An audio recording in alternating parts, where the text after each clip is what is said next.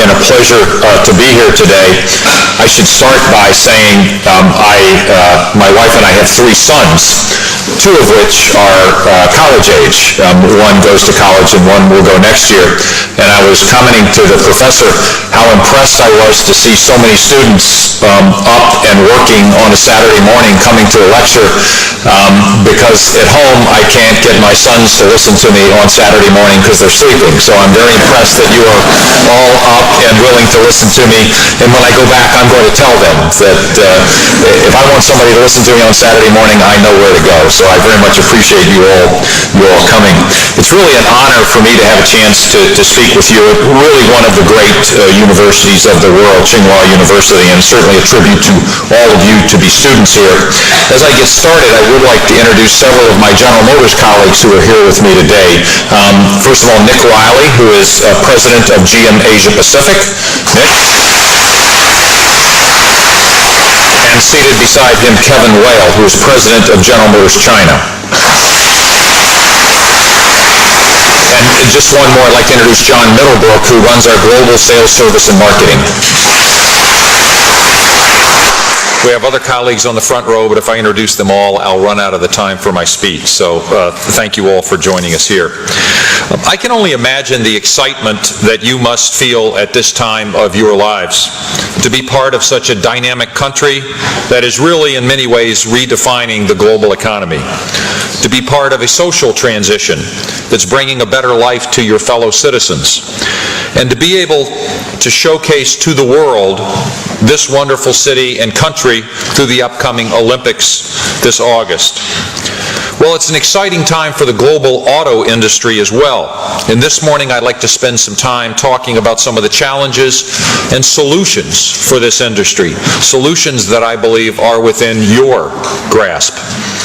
I'd also like to say a few words about our changing world, a world that has certainly become much smaller since I was sitting in your place over 30 years ago.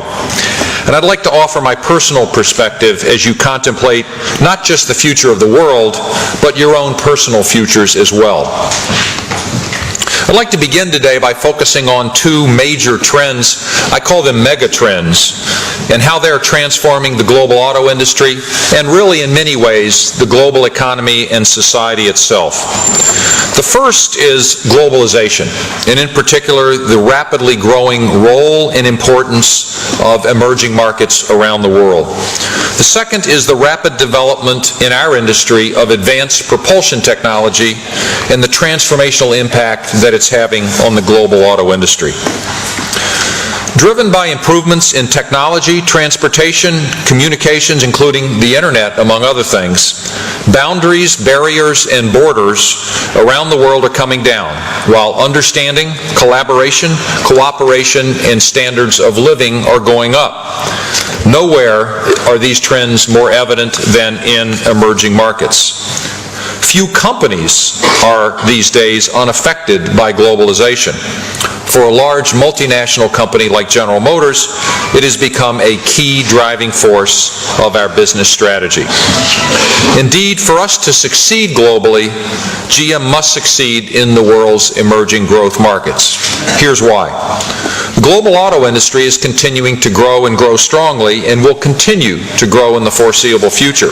2007 was the auto industry's 6th consecutive year of record global sales, 71 million units, up more than 30% in the last 10 years alone. And a lot of this growth has been driven by China. Over the past 10 years, the Chinese auto industry has grown an amazing 500%, from 1.7 million units in 1997 to over 8.5 million units last year. In fact, China accounts for 40% of the industry, global industry's 17 million unit growth over this time period. And this year, in 2008, despite a slowdown in challenging economic conditions in many of the mature markets around the world, we forecast the 7th straight year for record global sales, with more than 72 million units expected to be delivered. Where is this growth? Once again, it's overwhelmingly in emerging markets. And where are these emerging markets? They are primarily in the Asia-Pacific region of the world. In fact, over the next 10 years, emerging markets within the Asia-Pacific region are predicted to account for about 2/3 of the global automotive sales growth. China alone is expected to account for 40% of global auto sales growth over the next 10 years. And 6 of the top 10 fastest growing vehicle markets over the next decade are forecast to be in the Asia-Pacific region, driven by strong economic growth, rising disposable incomes, and a rapidly developing middle class. I think it's also interesting to note that here in China, an estimated 44 people out of each 1,000 people currently own vehicles. Compare that to the United States, where there are more than 800 cars per 1,000 people. What this means for China is that even with the dramatic growth that has already occurred, future growth prospects are even more exciting. And there are great opportunities in other parts of the world, places like India, Russia, and Brazil. All are growing rapidly, and all have relatively low percentages of vehicle ownership. It's fairly easy to identify the opportunity in these growth markets, but succeeding in them is another matter altogether. At GM, we've spent nearly a century operating around the globe. We've learned a lot of lessons, both good and bad, about how to enter and grow in these new markets. Let me discuss a few of them with you here today. Lesson number 1 is one size does not fit all when it comes to entering emerging markets. You see, every market is in fact different. For us, this means that we must tailor our business approach to best meet the needs and requirements of each new market that we enter. For example, in some countries, partnerships with local companies are legally required. In others, they just make good business sense. And in some markets, it's best that we go alone. As you know, here in China, we operate on a 50-50 ownership basis with a local partner, and we do so very successfully with what has turned out to be a really outstanding partner for us, SAIC. Today, our partnerships working together have sold more than 1 million units over the last year and led the Chinese market. In short, we try to approach each market in a way that we think will be most successful given the regulations and opportunities of that market and our experience in the world. The same holds true for our investment focus. In most markets, we focus first on building up our assembly and manufacturing base, and then over time, we gradually build up engineering capability. But here in China, working in close collaboration with our partners SAIC, we in fact have done this differently. A huge amount of growth that we've experienced in China has actually been focused on taking advantage of the incredible intellectual resources that are already available here.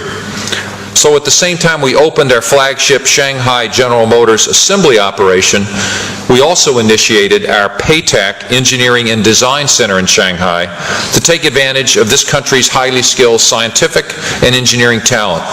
It proved to be a good decision. Today, our PayTech engineering team in China numbers about 1,650 people. Our Chinese engineers are experts in computer-aided design, manufacturing, and engineering. And interestingly enough, they're not doing work only for our Chinese operations, but for our global businesses. In fact, PayTech played a role in the development of many of the vehicles that we'll be displaying at this year's, starting tomorrow actually, Beijing Auto Show. We're also taking advantage of the emerging high-quality, cost-competitive supply base here in China.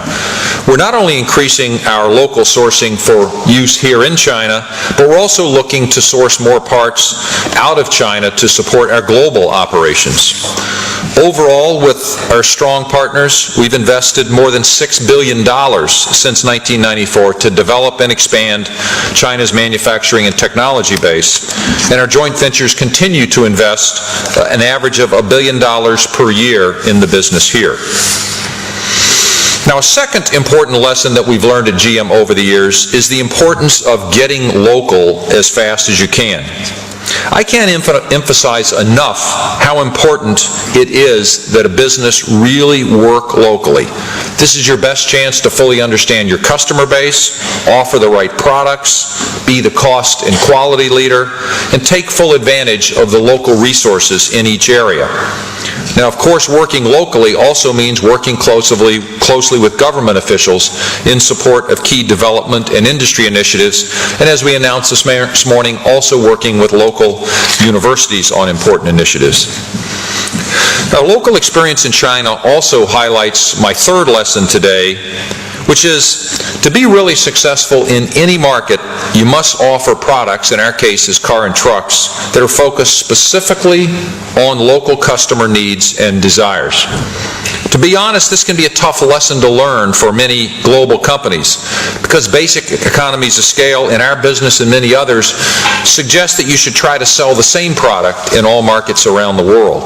The easiest and most efficient way is to design and build one model and then push it into markets all around the globe. Unfortunately, while that might save a lot of money, it has one big shortfall. Local customers might not buy these cars. As I said earlier, every market's different, and therefore every market has different needs. Today, we do a pretty good job of balancing global and local product development by designing and building vehicles off common global architectures, but with freedom to adapt them to local customer preferences. That way we get the economies of scale, we can source common parts, build vehicles in multiple plants in a cost-effective manner, and get the most from our engineering investment while still creating distinct products that can be customized by region or by country as needed. For example, we did significant re-engineering of the Buick LaCrosse, which was initially developed in the U.S. before we actually had manufactured it here in Shanghai GM. We worked off the common global architecture, but made important exterior and interior design improvements and provided the vehicle with a unique engine and transmission setup that would much better meet the needs and desires of Chinese customers. Buick, by the way, has been very successful in China, and LaCrosse has been a real hit for us. In fact, we sell more Buicks in China now than we do in the U.S. This extraordinary growth in emerging markets is helping to drive what I identified earlier as the second major trend that's transforming our industry and the world today. And that's the need for us to develop robust alternatives to the world's almost complete reliance on oil to power our vehicles. Why? Simply because oil alone won't be able to supply the future world's total automotive energy requirements in the years to come. As I'm sure you've heard from your professors, things like climate change, energy security, congestion, urbanization, pollution, and public health are major issues facing our world today and should concern all of us. Consider this. By the year 2020, there could be nearly 1.1 billion automobiles on the world's roads. That's enough to circle the Earth more than 125 times, and yet assumes only 15% of the world's population would own a car. The number of vehicles on China's roads is expected to double over the next 5 years from today's 32 million cars and then increase to 145 million vehicles by the year 2020. With the world's fastest growing major economy and vehicle market, China is increasingly affecting and being affected by all these issues. The challenges facing China in these areas will only increase in the coming years. China is already the second largest overall energy and oil consuming nation in the world, behind only the United States.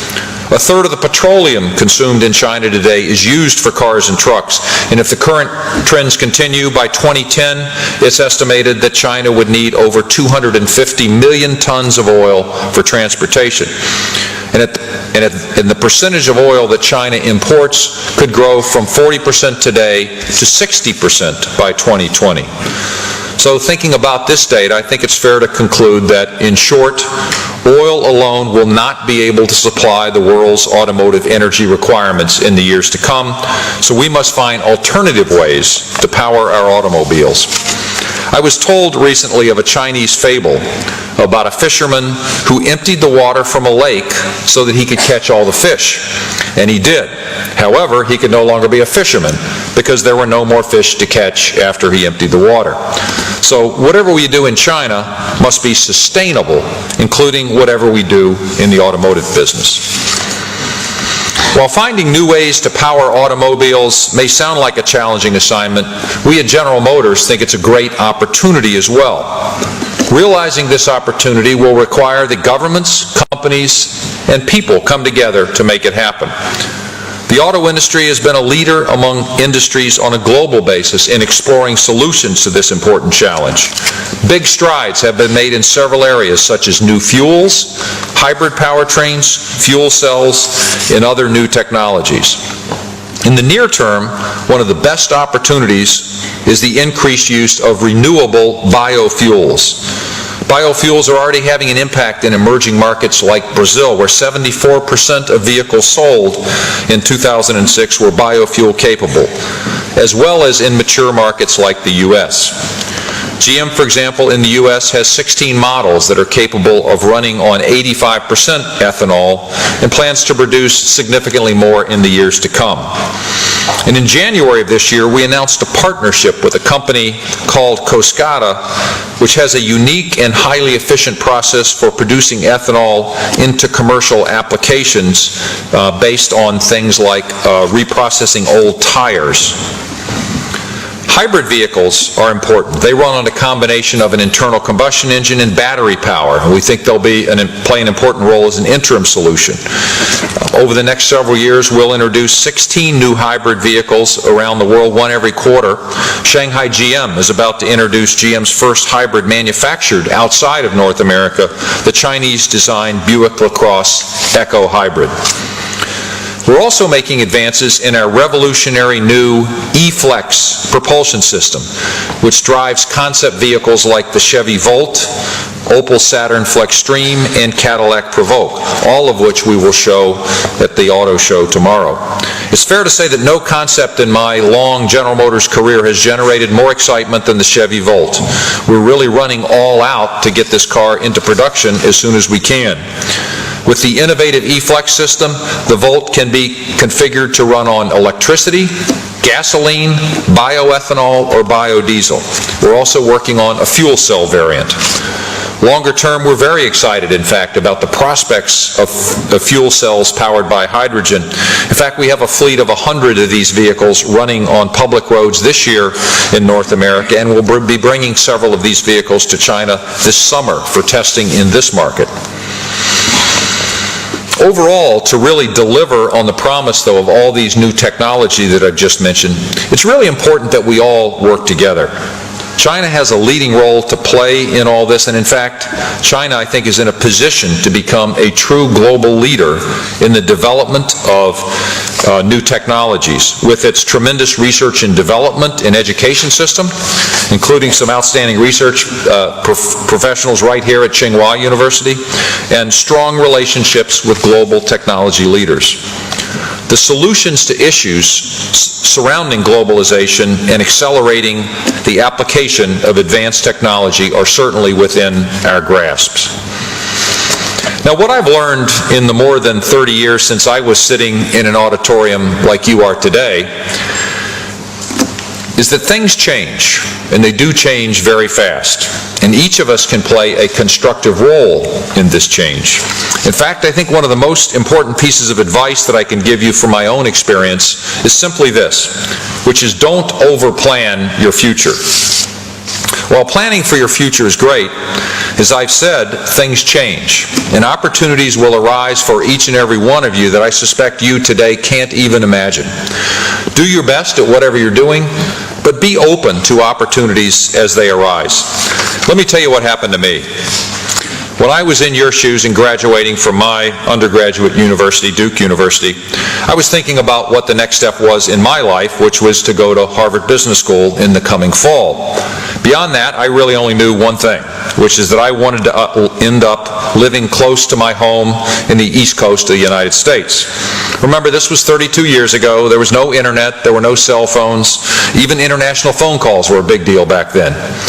So when I finished business school at Harvard in 1977, I joined General Motors, in fact, in our New York office, and that frankly seemed pretty foreign to me. Then I was asked what area I wanted to work in the office. Did I want to work in financial analysis or capital analysis or overseas analysis? And I said really anything was okay with me, but I didn't want to work in overseas analysis. So naturally I got assigned to work in overseas analysis. And you know what? I actually liked it, and I learned a lot. And about 4 years later, I was asked would I like to become treasurer of General Motors do Brasil. A great job, but with one obvious catch. I had to move to Brazil to do the job. Well, from that point in our lives, my wife and I spent virtually all the next 11 years living and working outside the United States. Brazil, Canada, Europe, and Brazil again. And it turned out to be a great chance to grow as a business executive, and probably even more importantly as a person and as a family. It was undoubtedly the best personal and professional learning experience that I could have asked for. Fortunately, many of you have already figured this out. I understand that a large percentage of students at Tsinghua University already study abroad, which I think is just terrific. Now, in my current job, I spend a lot of time traveling to exciting places like, of course, China, India, Russia. And I'm confident that many of the major developments that will affect all of us in the future are going to occur in these and other emerging growth markets around the world. So my advice to you is to be flexible. Be open to everything the world has to offer and to think globally. You'll be amazed at what you can learn and how much you can contribute over your careers. At GM, we're actually amazed at what we've learned, and we're very proud of our contribution to the success here in China. While we were not first in China when we came back in the 1990s after a 3-decade hiatus, but we were the first to bring with us state-of-the-art automotive technology. We were the first to establish a full-fledged automotive technical center at Paytech in Shanghai in conjunction with our partners SAIC. Shanghai GM, our flagship joint venture, has been introducing new models every year since it started production in 1998. And our mainstream brands, Buick and Chevrolet, are deeply rooted in the hearts of our customers in China as they represent quality, reliability, technology, and service. They are bona fide Chinese brands with a global background. GM is not only working to ensure our products are energy efficient and environmentally friendly, we're also making sure the processes to manufacture them are world-class standards as well. And we're also extending our expertise to our supply base. In addition, we're working closely with leading educational and research partners. Earlier this morning, we were very pleased to announce, along with our strategic partner SAIC, and the leadership of this institution, the opening of the China Automotive Energy Research Center right here at Tsinghua. We look forward to working with key stakeholders in the government, academic, and business communities to contribute to a comprehensive and integrated automotive energy strategy for China. Our goal in the end is to create a cleaner, safer, and healthier community here in China and around the world. Our view is that economic performance and environmental and social responsibility are interdependent, inseparable from, and mutually enforcing of each other. I myself have been honored to have been witness to the rapid economic development here in China over the past several years. GM has been working with our Chinese stakeholders to promote a better understanding of this great nation around the world. And we at General Motors look forward to continuing to work in China, with China, and for China to address and overcome today's energy and environmental challenges while making personal mobility more than just a dream for a greater number of this country's people. Thank you very much.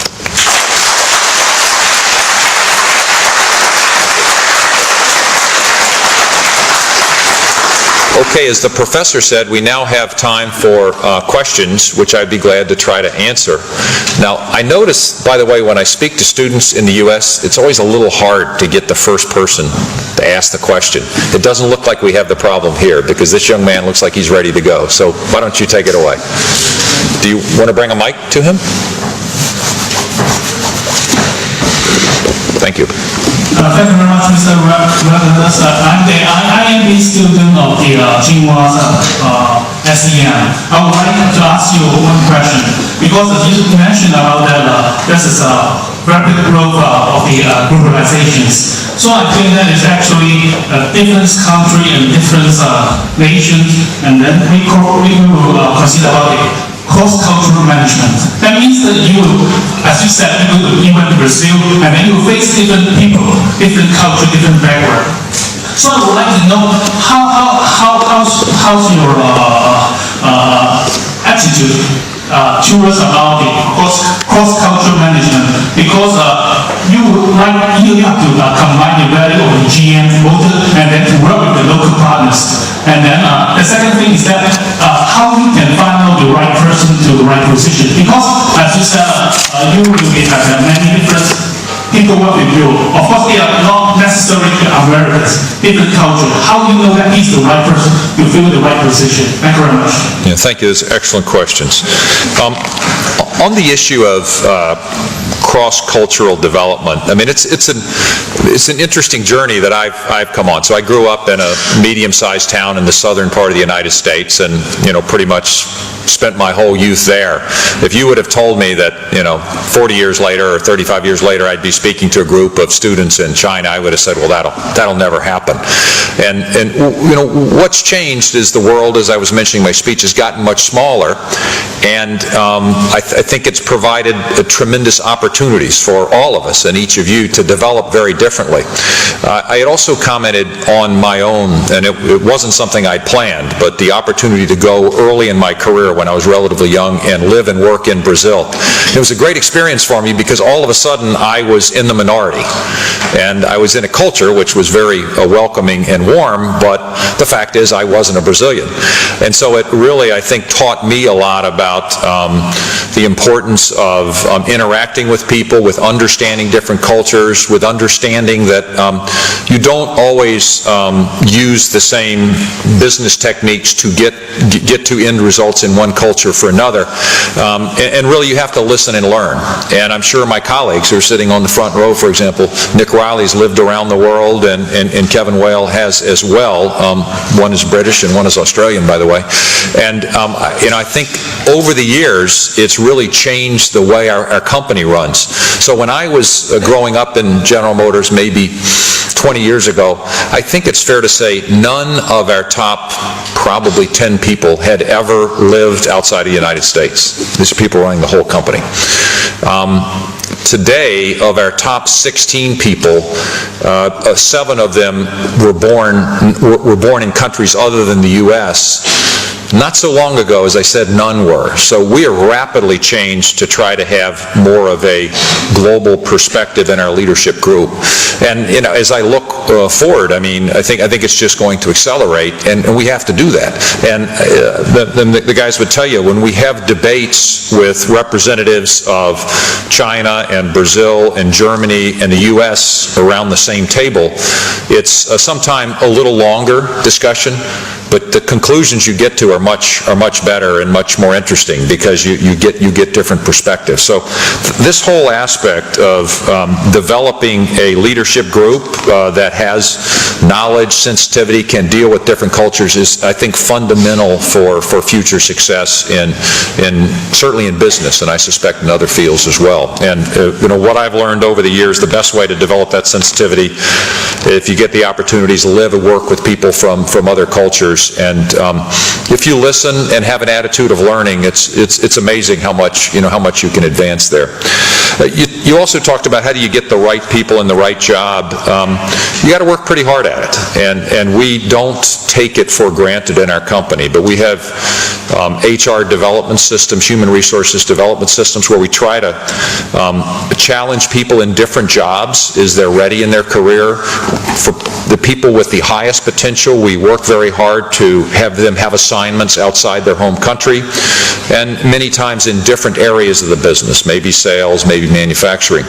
And it's surprisingly easy over a period of time to figure out who the best people are, and on those circumstances we just continue to try to develop them.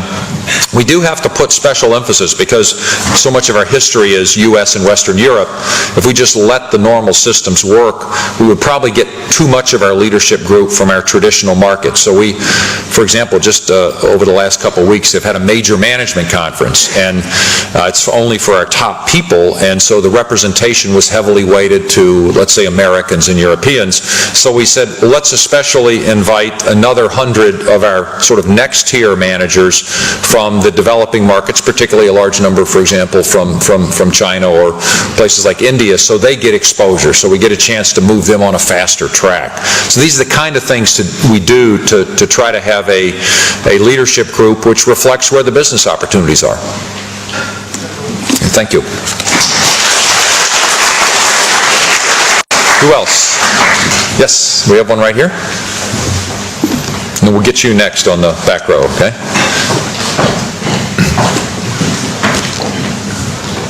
Thank you for giving us this wonderful lecture. I have a question. In China, if the regulation of automobile market is cancelled, will GM still have a joint venture with China? I know in China, many car makers do have joint ventures with Chinese firms, not because they really like it, but they have to. Yeah. So I have a question. Will GM still do that without regulation of Chinese government? Thank you. Well, I mean, I think it's sort of like when you get married. You hope to choose a good partner, and if you do, you want to stay with them for life.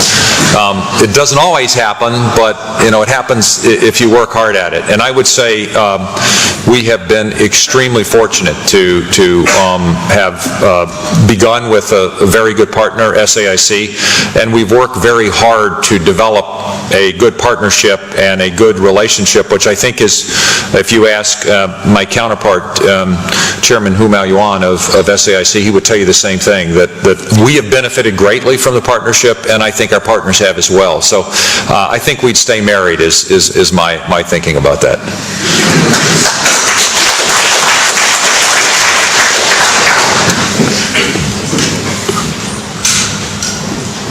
Good morning, Mr. Wagner. According to statistics, about 1/3 of CEOs of the international companies used to be CFO, including you. So does it mean that in these companies, opportunities for those who study engineering is getting less and less? So if these people want to go to the top of the company, does it mean they must quit their major and go to business school? No, don't quit. It is an interesting observation, but and not to disavow my own training, but I do think at least in our industry, the direction, the requirements of the industry are changing, and we're moving into a period where there's going to be a lot of technological change. So I think, to be honest, if you're studying engineering, I think you're going to be fine. You have a chance to be chairman and CEO of General Motors if you work hard. No problem. Actually, it's a responsibility of me to make sure that we provide opportunities for people who are experts and have been trained in sales and marketing, product development, manufacturing, finance, you name it. Make sure we get the best people the chance to achieve the highest leadership positions. And we look pretty closely as we look at our pool of talent that we think has the chance to have senior leadership positions in the future.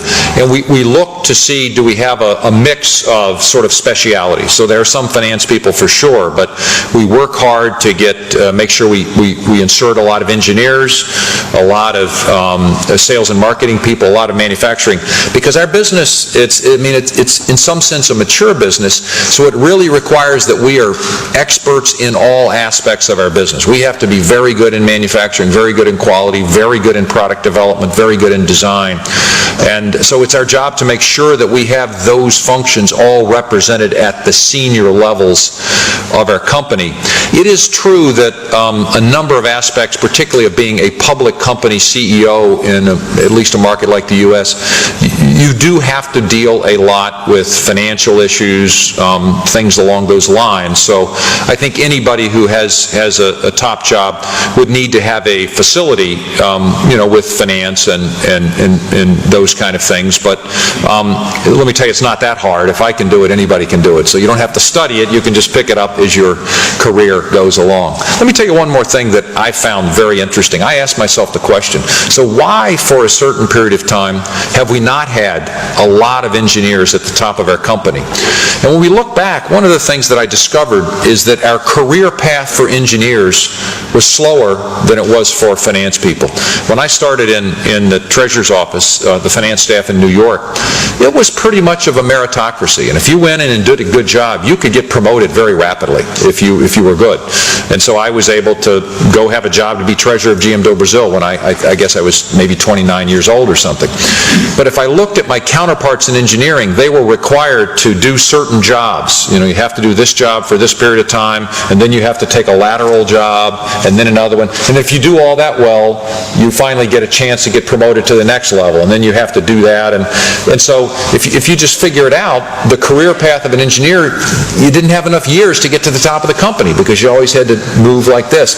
And so what I told our head of engineering was, hey guys, you have to have a good path for most of your engineers, but for the ones that you think are extraordinarily talented, you need to let them move faster so they have a chance to compete in the race for the top of the company. And now we're doing that. And in fact, when I got up this morning, I got an email from the guy who runs Powertrain recommending to promote quite a young engineer very rapidly. And I'd ask him, why do you want to promote this guy? And he said, because you told me I should promote young engineers. So we're trying to do that. Stay with engineering if you like it. Very critical, very important.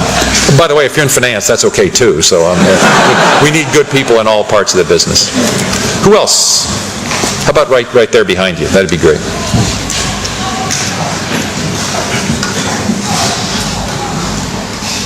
Good morning.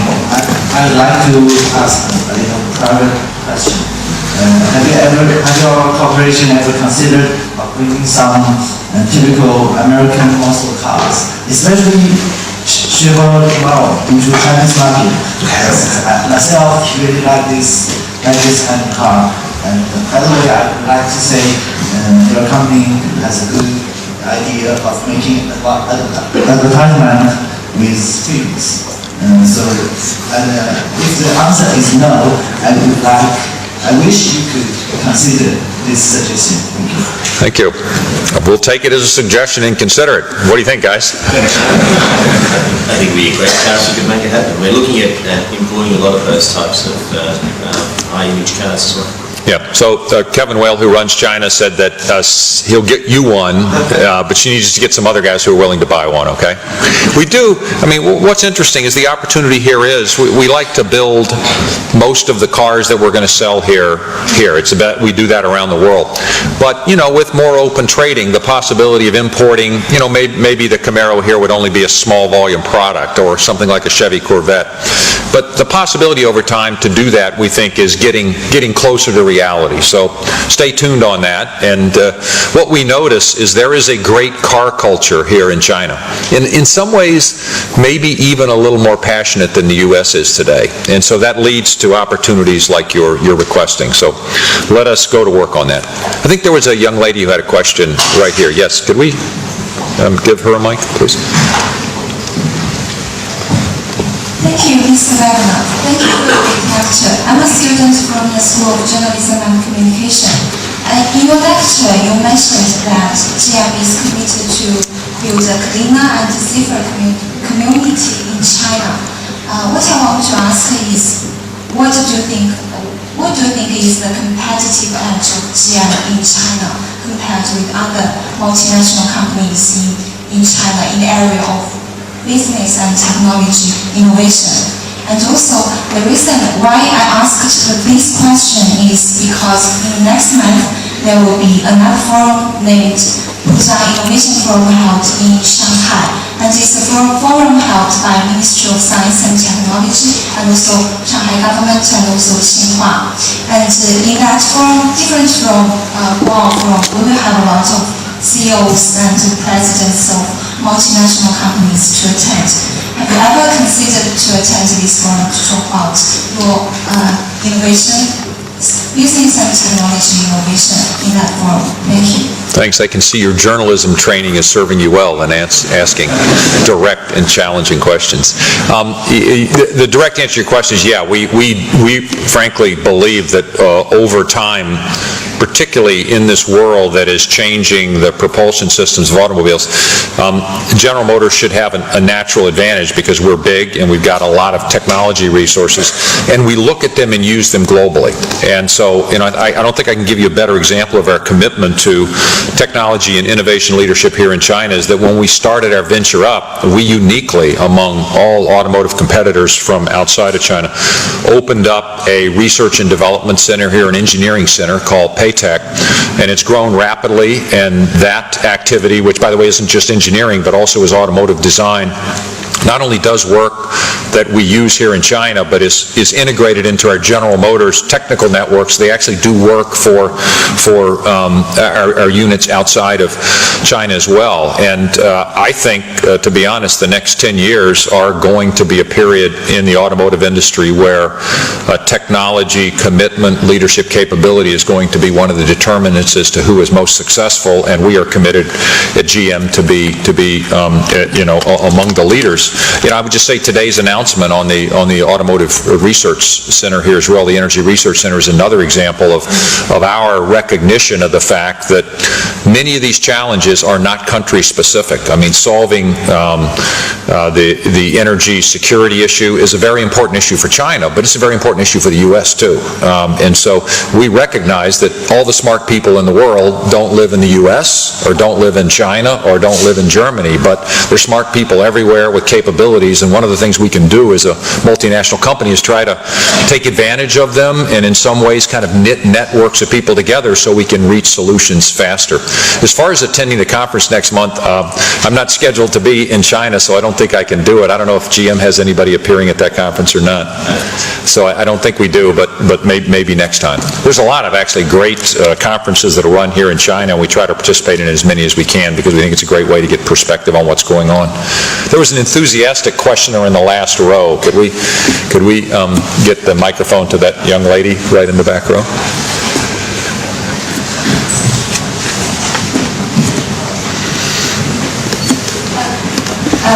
Thank you for giving me the chance. Hello, Mr. Wagner. I'm really appreciating that your perseverance in working in the company for over 30 years, and I also, I admire your experience in working abroad, like in Brazil or other developing countries. And my question is that as you have mentioned that we have to have a view on globalization, and also you said that we have to see things like locally because we know that the standard cannot be used for all. And my question is just about that. Do you think that it's hard to balance the globalization and localization? Because I think that those two trends just cannot coexist in the world, because I think that maybe if the globalization just goes further, the different cultures between each other will clash and maybe make a compromise and maybe later become a standardized unity like that. So is that controversial or hard to balance those two trends? And I would like to know which trends do you prefer just for the interests of your company? Thank you. Yeah, it's a very good question. This issue of how you balance off the desire to do things common consistently globally if you're a business versus doing them specifically locally is ultimately, I think, a key factor in your success as a business. And to be perfectly honest, the answer is not the same in every case. You really have to have smart people who can figure and who understand all this, who can figure out things that you can do the same and things that must be different. And I would say in our business, it is so competitive globally. The standards of quality execution are so high. The requirements to have shorter and shorter model cycles all really challenge us to make sure we leverage to every bit of our capability, our global expertise, so we do everything the best we can in each market. But you do have to know which things you have to do differently to satisfy the local market. A good example here, as we brought in some of the initial Buick products, and I mentioned in my speech, we redid them somewhat for local use and they were successful.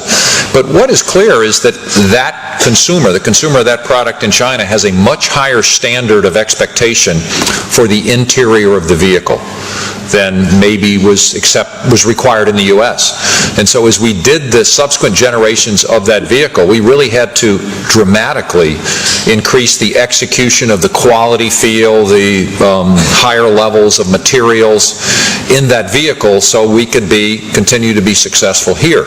In this case, I would say, by the way, we then showed those improvements to the U.S. team, and they said, hey, we'd like to do some of those in the U.S. market. So this was a case that we were able to do something to really react to the needs here, and we were able to use some of it in another market.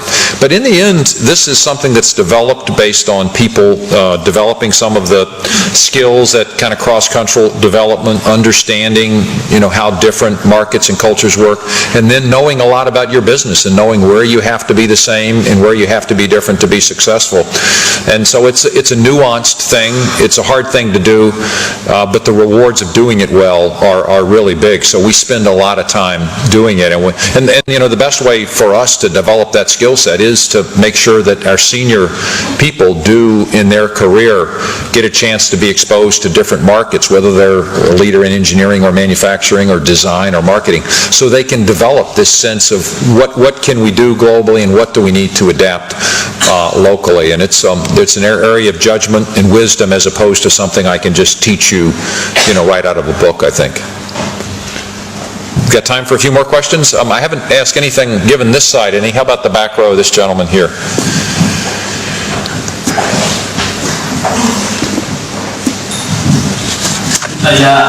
First, I'd like to express my interest in your name, Wagner. I've got two questions here.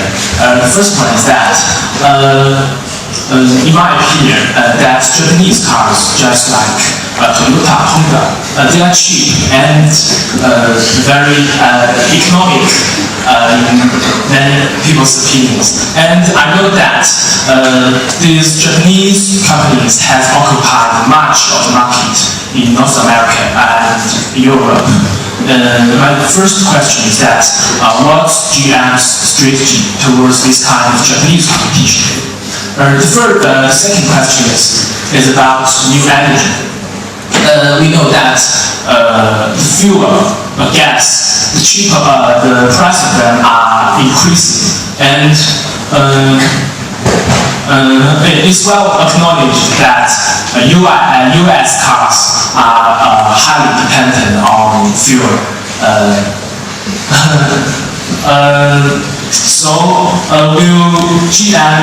Will General Motors invest on the development of new energy, or, for example, establish a special department, a special company for developing solar energy, or other kinds of new energy? Thanks. Yeah, thank you. I would say on your first question, certainly, what we find in the business is we have good competitors from around the globe, some from Europe, certainly some of the Japanese manufacturers are very competitive. Our strategy to challenge, all of them, and I think in the specific case you're citing the Japanese manufacturers, is to match them on the areas where they have had carved out some competitive leadership. You cite fuel economy, which which is a good example, and then use our own capabilities to surpass them in areas like design. If you look at the history of General Motors, our success, and this goes back 100 years now, is built really around two things. Leadership and design has been fundamental. When we do that well, it really helps our success. The second thing is leadership and technology. And so to that, I would add in today's world, being very strong in quality is also important. And as we look at how we stack up against the best of the Japanese manufacturers there, on a product-by-product basis, any quality gap that was there has been substantively, I think, eliminated. I think now, if you look at a car in the U.S. like the Chevy Malibu versus the Toyota Camry, just about everybody would say the Malibu is a much nicer design, a better looking car. And then the issue of fuel economy arises. So it looks like that the Camry is more fuel efficient than the Malibu, but it's not really true. The Camry sells a lot of four-cylinder engines in that category because consumers wanted it. We used to sell a lot of six-cylinder engines. With the current Malibu now, we've switched to maybe 75% four-cylinder engines, and our four-cylinder engine is completely competitive fuel economy-wise with the segment leader in the U.S., in this case the Toyota Camry. What's also interesting is, in your second question on new technologies, so we introduced something called a two-mode hybrid system. This is a very sophisticated hybrid system which basically tries to get the advantage of fuel economy that you get in city driving with a hybrid, but reduce the disadvantage that you get on the highway. So we applied this to a full-size SUV. This is a huge vehicle. And we've been advertising that vehicle, the two-mode hybrid, the Chevy Tahoe or GMC Yukon, actually gets the same fuel economy in the city as the four-cylinder Toyota Camry. So our strategy needs to be to offer leading-edge fuel economy in each category of vehicles. And actually, we haven't told our story that well, but in the U.S., for example, GM has we offer more products that get 30 miles per gallon on the highway than any other manufacturer. We offer such a broad range of products, though, that sometimes that sort of things gets hidden. So you will see us, and by the way, the same issue is important for us in China. We have a massive commitment to, in each category of vehicle, we're going to try to have the best fuel economy product, and this is something that we're working on actually as we speak. On the issue of, you mentioned solar energy, we are working on just about every form of energy I can think of, but not that one. We're going to let somebody else work on the solar stuff, and if that ever works out for vehicles, we'll be right there cheerleading them. But I think biofuels, fuel cells look to us to probably have a little more promise than solar for vehicles, at least as we speak. There's obviously plenty of use in the U.S. and perhaps here in China of solar for residential use, and I think that is going to grow in that case. Yes, we had a question here. Yes, ma'am. Behind you, young lady. There you go. Thank you.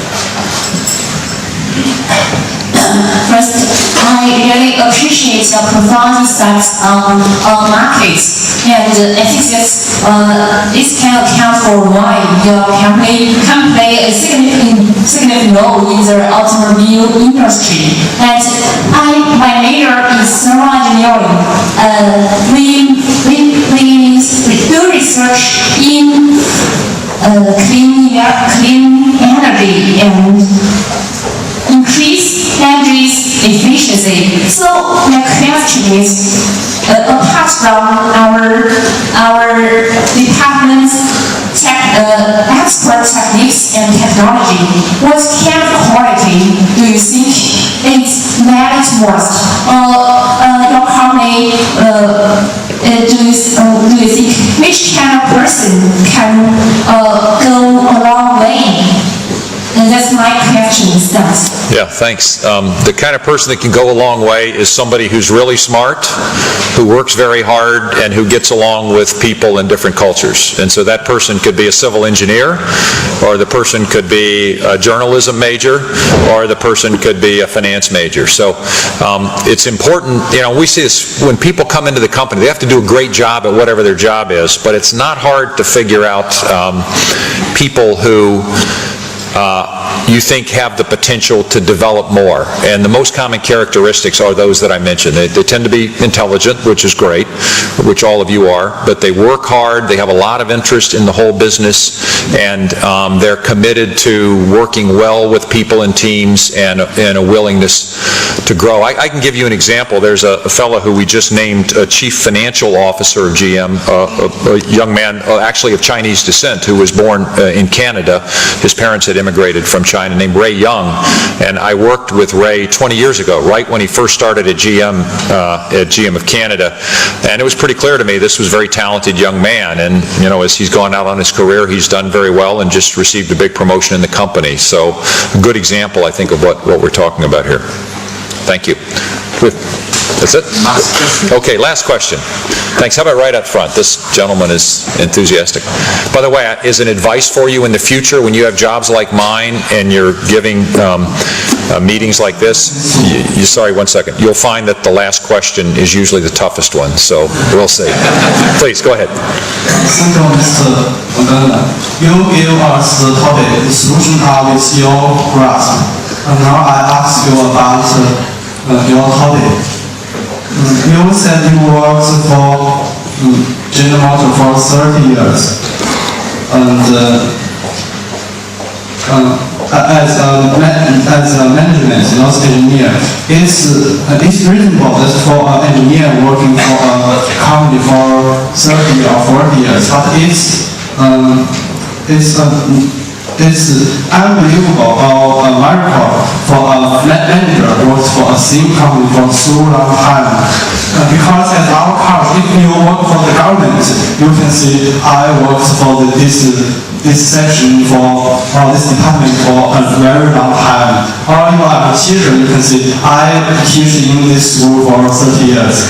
But you are a manager, you work for the GM for so long time. And now I ask, which is more important for a person's career, the loyalty to a company or personal ability? Have you been ever considered to jump to another? Have you ever been considered to jump to another company like the Ford? Oh no, never Ford, no. Yeah. Yeah, this is an interesting question, though. Thank you. I do think, so you say, the way you say 30 years makes it sound like a long time. It doesn't feel like that long to me, but I guess I am getting old. But what I would tell you all is, because if you're in the right kind of company, I've had so many different jobs, moved around the world, different experiences. I tell you, every day in my job is different. It's like you learn something new every day. So if you're fortunate to work in a business, in any kind of institution where you have the opportunity to have different challenges, work in different places, work with different people, it doesn't seem like you're doing the same thing for 30 years. It seems very, very different.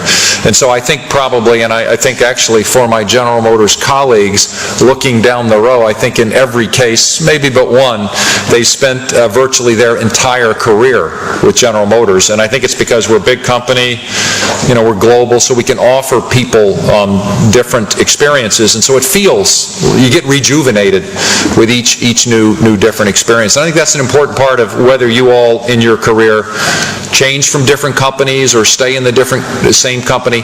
What's fun is to have different experiences, and I think you'll find many companies can offer that, certainly General Motors. So you asked me, did ever I consider working for another company, and I guess I would say I've not sought opportunities. Occasionally, someone has called with an idea, but I've always thought, gee, I've had so many opportunities with this company, and every single day they offer more challenges for me. Why in the world would I go work for somebody else? And how I have some loyalty. I feel like I've been given a great opportunity, so how could I go somewhere else when I've been given so many opportunities here? So that's the way I viewed it. Other people view it differently and have been successful, so it's an individual decision, but at least in my case, I think it worked well. Look, thank you all very much for your attention. You've been a great audience. I wish you all the best, and look forward to perhaps seeing some of you in the future. Thank you very much.